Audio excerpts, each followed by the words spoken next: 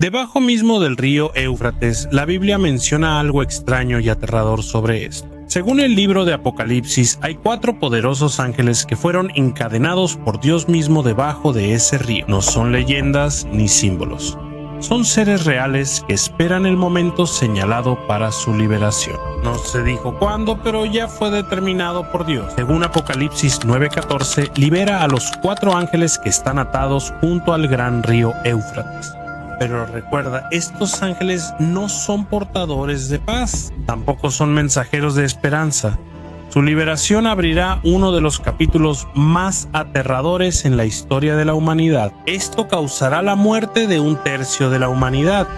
Pero ¿quiénes son ellos? ¿Por qué están encadenados? ¿Y qué va a pasar?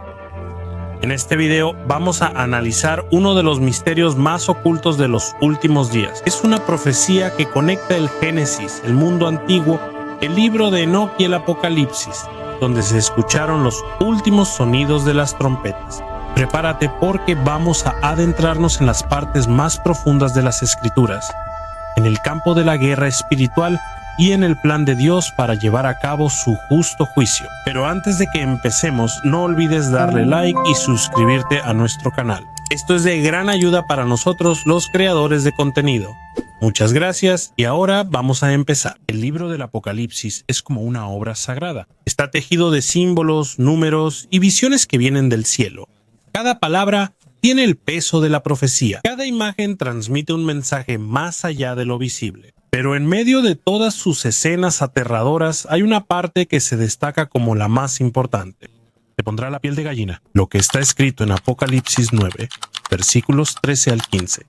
Después sonó la trompeta del 6º ángel, y oí una voz que venía de los 4 cuernos del altar de oro que está delante de Dios. La voz le dijo al 6º ángel que tenía la trompeta: suelta a los 4 ángeles que están atados junto al gran río Éufrates. Y los 4 ángeles que habían sido preparados para esa hora, día, mes y año fueron liberados para matar a 1/3 parte de la humanidad. Aquí nos detenemos por ahora. Esto no es un poema. Tampoco es un lenguaje simbólico que se pueda cambiar por cualquier interpretación. Esta es una profecía directa. Es una advertencia futura que realizarán 4 seres en específico. Y notarás algo diferente. Estos ángeles están atados. Eso significa que están atados, restringidos y encadenados. No pueden moverse libremente. No pueden salir. Están encarcelados en un lugar específico, el gran río Éufrates, y según las Escrituras serán liberados en un momento, día, mes y año específicos. Eso significa que hay un plan establecido. Hay un momento exacto en el calendario de Dios. Un calendario divino que ha estado en marcha durante mucho tiempo, acercándose poco a poco al momento señalado. Cuando sean liberados, ocurrirá un juicio severo, una tragedia que afectará a 1/3 de la humanidad. Esto no es un desastre local. Esto es global, hermano, castigo.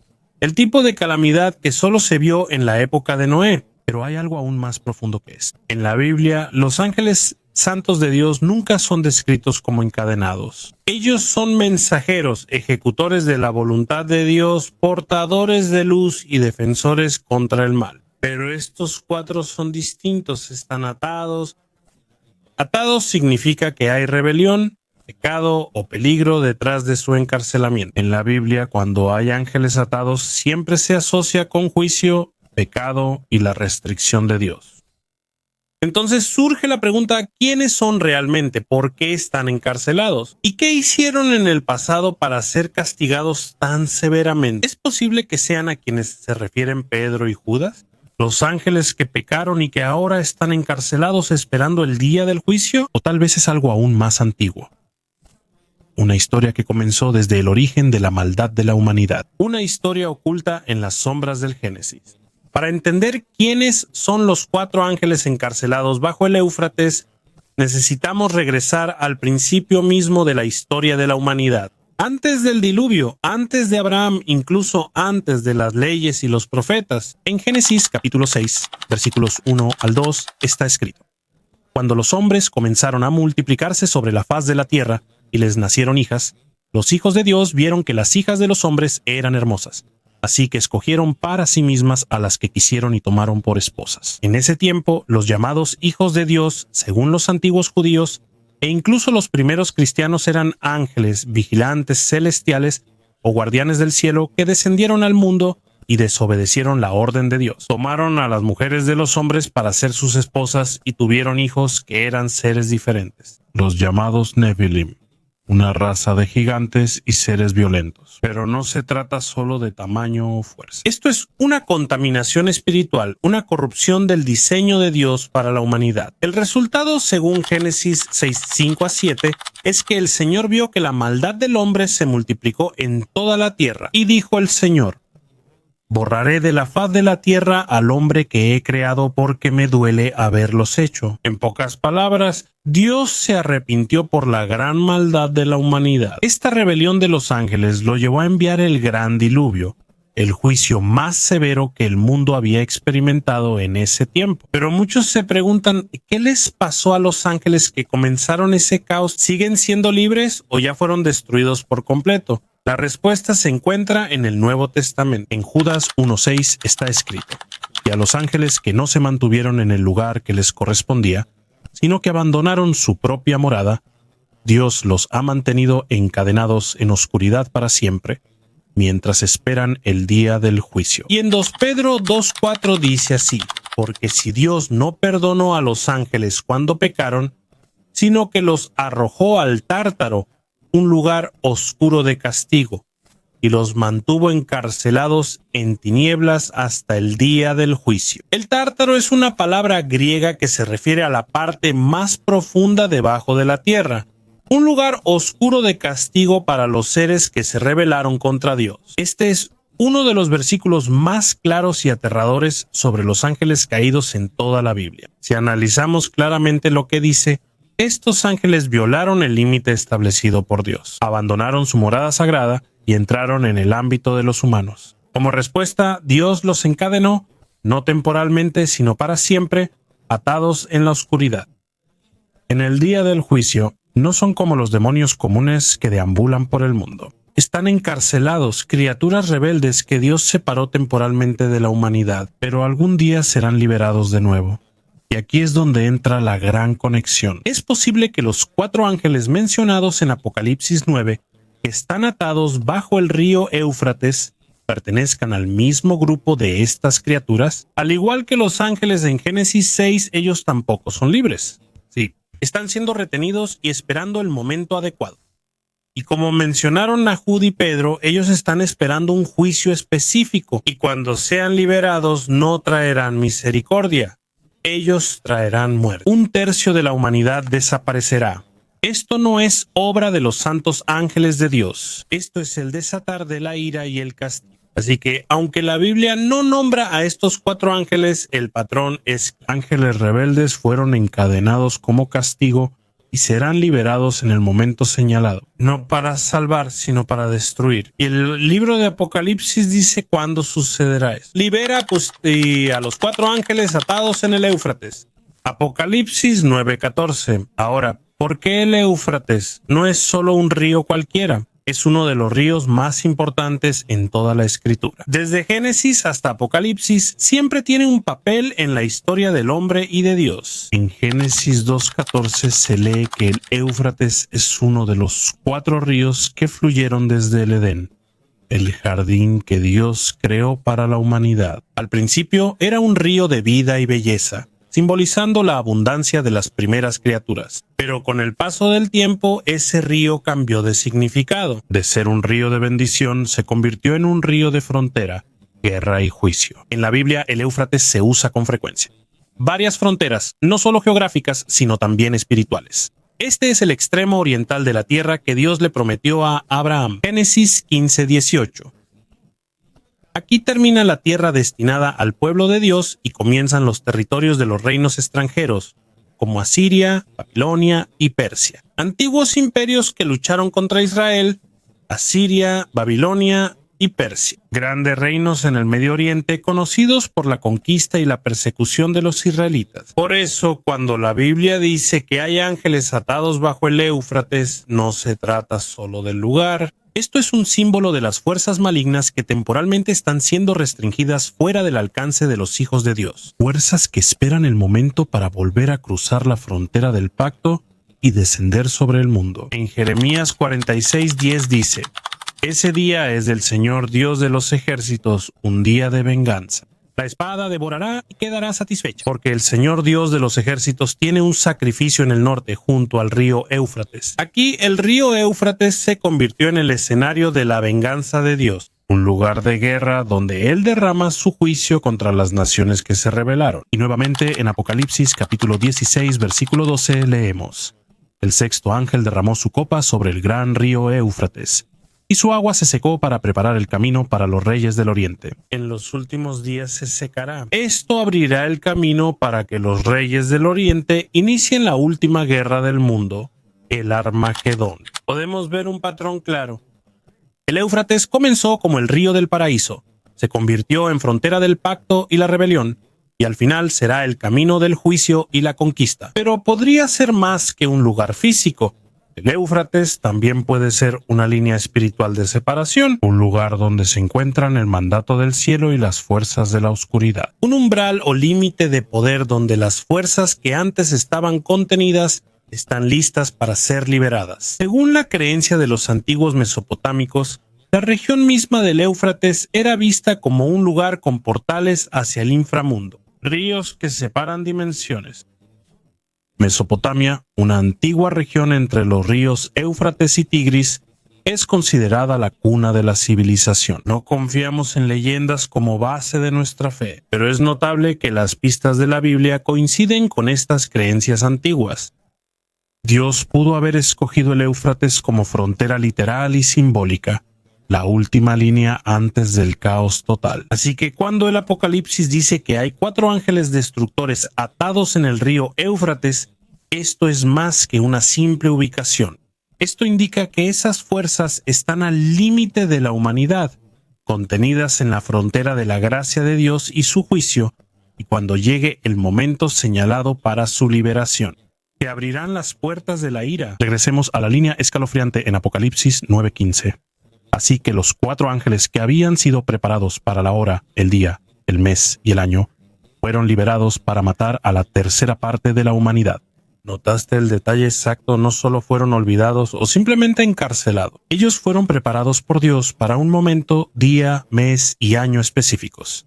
Ni antes ni después. El juicio de Dios está programado exactamente. Estos 4 ángeles tienen una misión y su tarea es aterradora: liderar un evento que destruirá a 1/3 de la humanidad. ¿Quiénes son ellos? No fueron llamados mensajeros.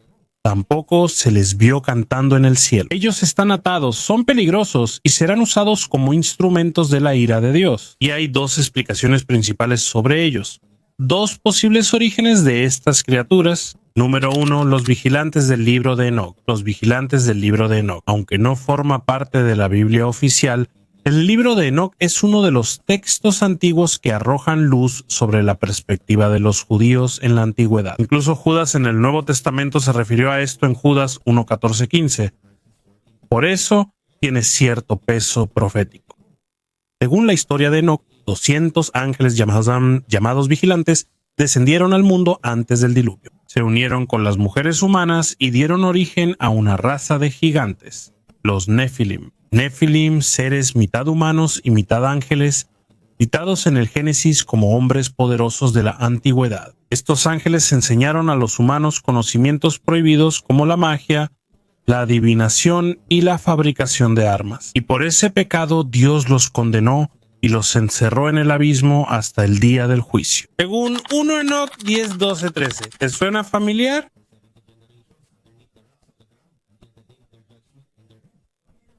Ángeles atados en la oscuridad, encarcelados hasta el último día. Es la misma imagen de los 4 ángeles en Apocalipsis 9, así que es posible que estos sean altos líderes entre los vigilantes. Líderes de esas 200 criaturas que cuando sean liberadas, iniciarán una lluvia espiritual de juicio sobre el mundo. No son demonios ordinarios, sino poderes antiguos que han estado sellados desde el primer pecado de la humanidad. Número 2.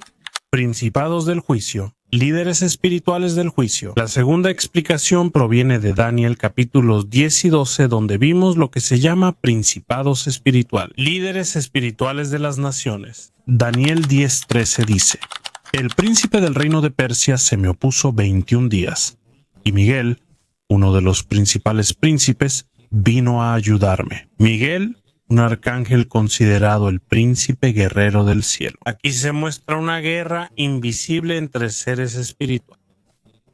Hay príncipes en el cielo que tienen poder sobre las naciones. No son solo pequeños demonios, sino grandes seres espirituales asignados a reinos como Persia y Grecia. Ahora imagina esto, ¿qué tal si los 4 ángeles en Apocalipsis capítulo 9 eran antes principados demoníacos asignados a vigilar los reinos del Éufrates como Babilonia, Asiria, Persia o incluso la antigua Sumeria? Sumeria, la civilización más antigua de Mesopotamia, es considerada el primer imperio en la historia de la humanidad. Su poder es abarcador e histórico, y cuando sean liberados de nuevo, traerán una nueva calamidad, guerra mundial. Pero hay una pista muy importante: están encadenados. Eso significa que no son como Miguel o Gabriel, que cumplen sus misiones libremente todos los días. El hecho de que estén encadenados es prueba de que no son siervos fieles, sino seres peligrosos que deben ser restringidos hasta que Dios permita usarlos en su juicio final. Y aquí entra una verdad teológica profunda.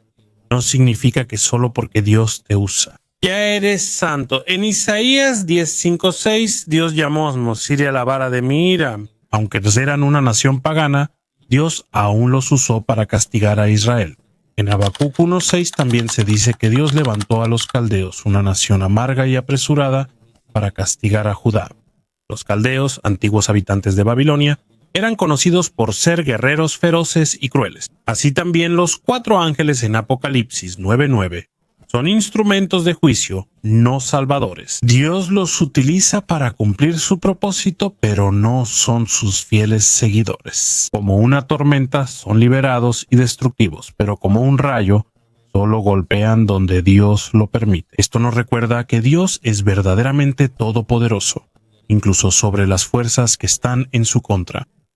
Y cuando esos 4 sean finalmente liberados de sus cadenas en el Éufrates, el mundo sentirá el peso de su juicio. Detengámonos y sintamos el peso de este momento. Apocalipsis 9:16-18. El número de los jinetes era 2 veces 10,000 veces 10,000. Escuché su número. Los caballos y jinetes que vi en mi visión se veían así. Sus corazas eran rojo fuego, azul oscuro y amarillo azufre. 1/3 de la humanidad fue destruido por las 3 plagas de fuego, humo y azufre que salían de sus bocas. Ese número es 100 millones, 2 veces 10,000 por 10,000. Ya sea literal o simbólico, eso era impactante para la época de Juan. Superaba por mucho la población mundial de entonces. Eso significa que el lenguaje es realmente impactante. Apocalíptico describe una catástrofe mundial y no es solo una batalla común. No es una guerra ordinaria de hombre contra hombre. Es el juicio de Dios, liderado por seres que no son completamente humanos. Un ejército movido por un poder sobrenatural. El resultado, la muerte de 1/3 de la humanidad. Imagina lo grave que es eso. 1/3 de la humanidad, miles de millones de vidas, regiones colapsadas, ciudades en llamas, humo cubriendo el sol y el aire lleno de azufre. Como Sodoma y Gomorra, pero a escala mundial. También vienen a la mente los antiguos juicios. Las plagas de Egipto, fuego del cielo, agua convertida en sangre, la muerte de los primogénitos y el diluvio de Noé. Cuando Dios eliminó a todos los seres vivos menos a una familia justa. Esto ya no es una advertencia, es el resultado de siglos de rebelión, idolatría y ceguera espiritual. Ahora los ángeles que una vez estuvieron encadenados se aferran a un ejército de juicio. El fuego, el humo y el azufre, ya sean literales o simbólicos, representan lo que no se puede detener ni escapar. Hay diferentes explicaciones. Para algunos, este es un ejército sobrenatural. Para otros, una horda demoníaca o una guerra humana fortalecida por el poder infernal. Cualquiera que sea la interpretación, el resultado es el mismo. Muerte masiva, miedo mundial y el mundo arrodillado ante la verdad. Pero tal vez el versículo más trágico de todo el Apocalipsis 9 sea este. Apocalipsis 9, versículo 20. El resto de la humanidad que no fue asesinada por esta plaga aún no se arrepintió de las obras de sus manos. A pesar de todo, en medio del miedo, de señales claras y de la mano indudable de Dios, los que sobrevivieron no se arrepintieron. Se aferraron a los ídolos, continuaron con la brujería y se sumergieron en asesinatos, inmoralidad y robos. Este es el juicio sin cambios, sufrimiento sin rendición. No pidieron misericordia, endurecieron su corazón, como el faraón en Egipto, Éxodo capítulo 9, versículo 12. Pero el Señor endureció el corazón del faraón y él no escuchó. Aunque la plaga ya había consumido el reino, él no se rindió. Y ahora, en los últimos días, la humanidad repite la misma tragedia. Dios no se complace en la destrucción, lo que Él quiere es el arrepentimiento. Pero cuando la misericordia ha sido rechazada por mucho tiempo, llega el juicio. En este momento en el Apocalipsis algo cambia. Las fuerzas que estaban siendo contenidas en el abismo ya no están siendo contenidas. El escenario mundial es invadido por una guerra sobrenatural y la humanidad enfrenta el precio de la rebelión. Pero incluso aquí, Dios deja un camino para el arrepentimiento, misericordia dentro del juicio. Y aún así, en este punto del video quizá algunos se pregunten, ¿de verdad hay ángeles literales encadenados bajo un río? Es una pregunta razonable, porque el Apocalipsis es muy simbólico. Hay dragones, bestias, estrellas que caen y candelabros que representan a las iglesias. ¿Esto es simbólico o literal? Analicemos. Primero, ¿qué dice la Biblia sobre el encarcelamiento espiritual? No es solo una metáfora. La escritura es muy clara. Hay ángeles caídos a quienes se les permitió deambular. Y hay otros que fueron encarcelados en una prisión espiritual. Apocalipsis 20, 1-3. Luego vi a un ángel que descendía del cielo, con la llave del abismo y una gran cadena en la mano. Él atrapó al dragón, esa serpiente antigua que es el diablo y Satanás, y lo ató por 1000 años. Abismo se refiere a un pozo sin fondo o un hoyo muy profundo en el mundo espiritual, un lugar de encarcelamiento para los espíritus rebeldes. Aquí mismo Satanás fue literalmente encadenado y encerrado en el abismo. En las Escrituras, el abismo se menciona varias veces como un lugar de restricción. Lucas 8:31, los demonios le rogaban a Jesús que no los enviara al abismo. Incluso los demonios le temen al abismo, saben que es real, no solo una metáfora. Este es un lugar de sufrimiento y restricción, no de aniquilación de la existencia. Judas 1:6. Y a los ángeles que no guardaron su dignidad, sino que abandonaron su propia morada, Él los ha reservado en cadenas eternas, bajo tinieblas, para el juicio del gran día. 2 Pedro 2:4. Dios no perdonó a los ángeles que pecaron, sino que los arrojó al Tártaro y los encadenó en la oscuridad.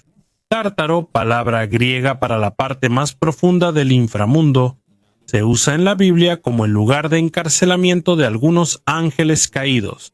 Al unir todo, la imagen es una sola. Hay ángeles caídos que no están actualmente activos en la tierra. Ellos están encarcelados, esperando el día de su liberación en el momento señalado. Cuando esos 4 ángeles sean liberados, no saldrán para traer paz, sino juicio. ¿Pero por qué en el río? ¿Por qué en el Éufrates?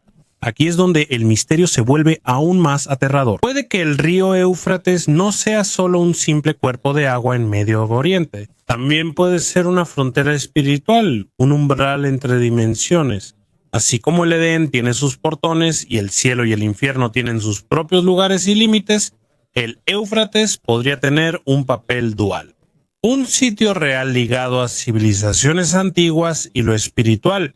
Un portal, una prisión sellada, un velo que oculta el abismo. El pozo sin fondo o fosa muy profunda en el mundo espiritual, donde se encarcelan los espíritus caídos. No es un concepto nuevo. La Biblia suele usar lugares naturales con un significado espiritual profundo. El monte Sinaí donde cielo y tierra se unieron y Dios descendió en fuego. El río Jordán, donde ocurrieron las transiciones de los propósitos divinos. El cruce a la tierra prometida y el bautismo de Jesús.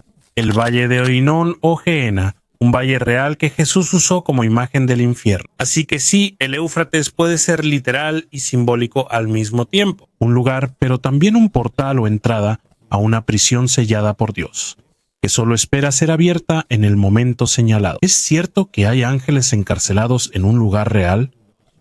Todas las señales apuntan a que sí. Aunque el libro de Apocalipsis está lleno de simbolismo, la teología detrás de los juicios no es una metáfora. En las Escrituras, Dios realmente ata, encadena y libera en su debido tiempo. Si Él pudo encadenar a Satanás, si encerró a los vigilantes, si expulsó a los demonios que suplicaron no ser enviados al abismo, ¿por qué no sería posible que también haya 4 ángeles destructores que aún están encarcelados bajo el Éufrates? No se ven, no se olvidan, pero son totalmente reales. Esto no es fantasía. Esta es una realidad sobrenatural revelada por la palabra de Dios. Y cuando suene la sexta trompeta, los que antes estaban atados serán liberados. Y el mundo enfrentará el momento más cruel de la historia. La cuestión ya no es si esto es literal, sino si estamos listos para lo que viene. Ahora que entendemos esta profecía, ¿qué significa esto para nosotros hoy? Seamos honestos, la visión sobre los 4 ángeles encarcelados bajo el río, que liderarán un ejército de 200 millones y causarán la muerte de 1/3 del mundo, es aterradora. Pero para los creyentes esto no es para asustar, sino para despertar. Esto es un recordatorio de que el día del Señor está cerca. Lucas 21, 26, 28. La gente se desmayará de terror, preocupada por lo que viene sobre el mundo. Pero cuando estas cosas comiencen a suceder, pónganse de pie y levanten la cabeza, porque su redención se acerca. Cuando el mundo esté ardiendo de miedo, la iglesia debe prepararse. Cuando otros huyen, nosotros nos mantenemos firmes en la fe, porque detrás de cada trompeta de juicio, detrás de cada sello de ira, detrás de cada jinete del Apocalipsis, hay un rey justo que se prepara para restaurar todo con ayuda y justicia. Estos ángeles no son portadores de caos, sino instrumentos de justicia. Su misión no es un accidente. Está exactamente designada por Dios. Su liberación no es un fracaso, sino un paso hacia la victoria. Incluso en medio del juicio, Dios sigue siendo justo. Incluso en la ira, Él recuerda la misericordia. Esta profecía nos enseña a examinarnos y preguntarnos: ¿estoy viviendo como si Jesús pudiera venir en cualquier momento? ¿Estoy ocupado buscando comodidad o inspirado por la fe? ¿Estoy orando apresuradamente o estoy dormido en medio de las señales? Romanos 13, 11, 12. Ya es hora de despertar, pues nuestra salvación está más cerca que cuando creímos. La noche está a punto de terminar. El día ya casi llega. Dios no revela sus juicios solo para dar conocimiento. Él hace esto para que cambiemos. Por eso Jesús advierte una y otra vez: estén atentos, preparados y fieles. Mateo 24, 44.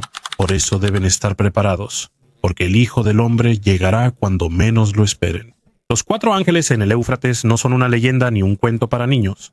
Son reales y forman parte del plan final de Dios. Su historia no es solo una advertencia para los malvados, sino también un llamado de atención para la iglesia. 1 Pedro 4:7. El fin de todas las cosas está cerca. Por eso sean sobrios y manténganse alerta, para que puedan orar. Este es el tiempo para no ser complacientes en la fe. Es momento de arrepentirse, reenfocarse y vivir como si la eternidad fuera real, porque lo es. Hebreos 10:31. Es algo aterrador caer en las manos del Dios viviente. Pero todavía está ahí la buena noticia. Romanos 10:13. Quien invoque el nombre del Señor será salvo.